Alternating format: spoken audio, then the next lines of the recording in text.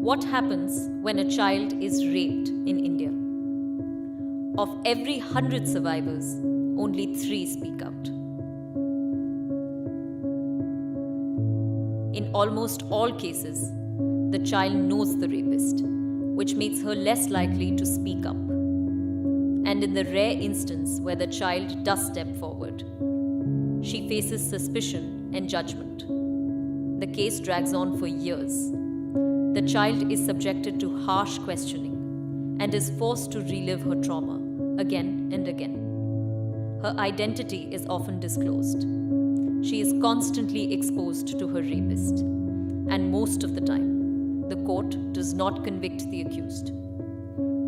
This does lasting damage to the child.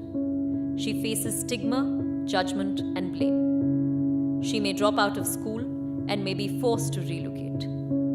And in the end, families are often left with little or nothing. Now, what happens when the death penalty is introduced into this system? The trial will be even longer, even harsher, and much more traumatic. Faced with the guilt of sending a known person to the gallows, the child and her family are much less likely to report. Hence, there will not be fewer rapes, only fewer rapes reported, and fewer survivors. What do we actually need? We need the investigation and court procedure to be child-friendly. We need victim protection programs. We need trained and sensitized judges, lawyers, and police officials. And most of all, we need education and awareness programs to challenge the attitudes that lead to inequality and violence. Here's the good news. Existing laws already have many of these provisions, but their implementation needs to be stricter and wider.